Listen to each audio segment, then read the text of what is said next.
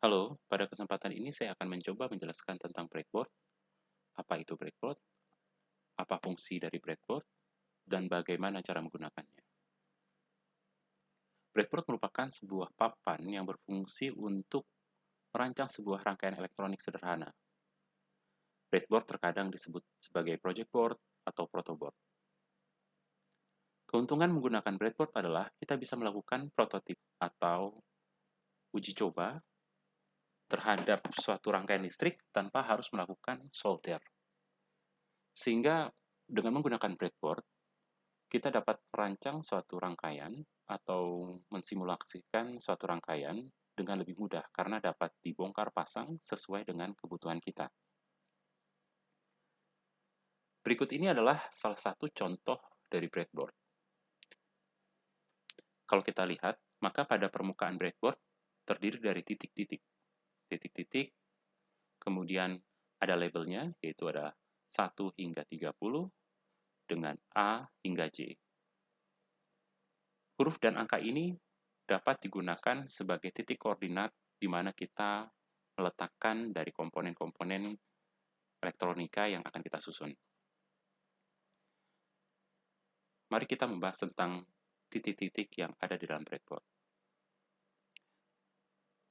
Pada bagian tengah ini, kita lihat bahwa setiap titik yang ada di dalam satu kolom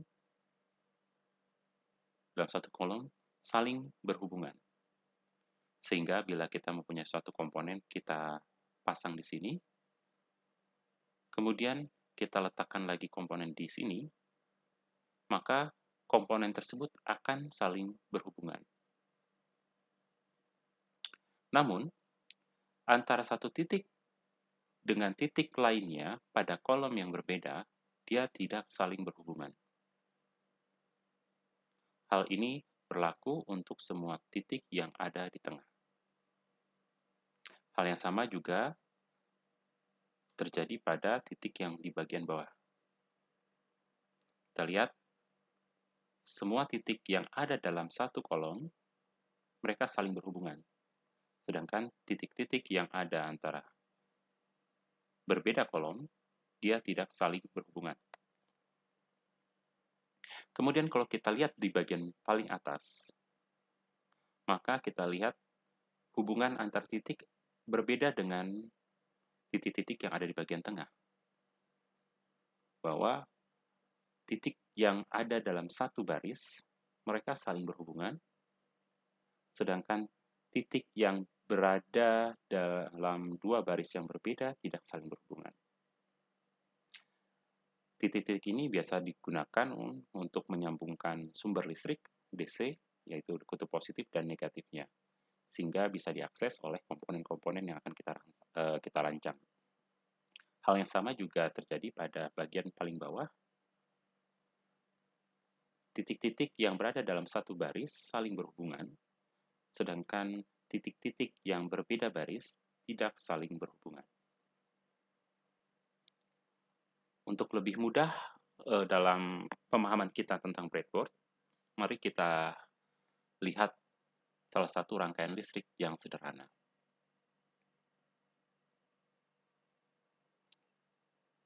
Untuk mencoba rangkaian ini, kita membutuhkan breadboard, sumber listrik, ya, bisa menggunakan adaptor, 5 volt atau power supply, sebuah LED, pada saat ini saya gunakan warna merah, dan sebuah resistor 220 ohm.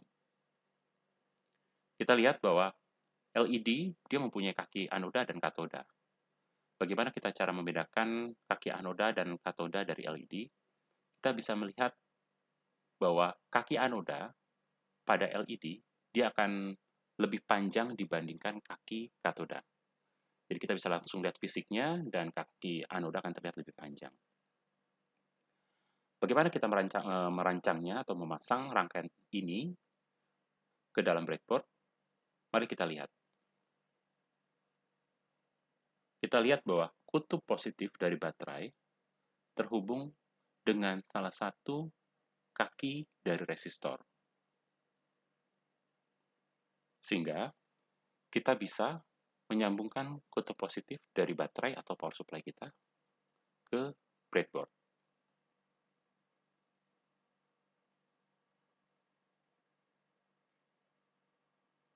Kemudian kita sambungkan kutub positif ini dengan salah satu dari kaki resistor. Kita ambil resistor 220 ohm, kita sambungkan salah satu kakinya dengan kutub positif dari power supply kita. Kita lihat, untuk dapat menyambungkan salah satu kaki resistor dengan power supply, maka kita harus meletakkannya pada satu kolom yang sama, sehingga mereka terhubung. Mari kita lihat lagi rangkaian berikutnya.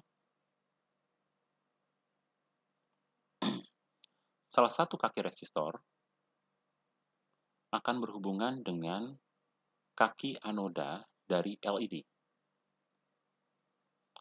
Kita lihat kaki resistor yang tersisa adalah yang ini, maka kita harus memasukkan kaki anoda LED dalam salah satu titik yang ada di sini. Ya, bisa titik yang mana saja. Kita ambil, kita lihat LED kita ada kaki anoda atau kaki katoda. Kalau kita melihat fisiknya secara langsung, kita bisa melihat kaki anoda akan lebih panjang dibandingkan kaki katoda. Kita letakkan dan kita sambungkan kaki anoda ke salah satu kaki resistor. Kita bisa lihat, karena ditempatkan pada titik atau lubang dalam kolom yang sama, maka kaki anoda akan terhubung dengan salah satu kaki dari resistor. Kemudian kita lihat lagi dari rangkaian yang sudah ada, kaki katoda terhubung dengan kutub negatif dari baterai atau power supply kita. Sehingga kita bisa menyambungkan katoda dengan kutub negatif dari baterai atau power supply yang kita punya.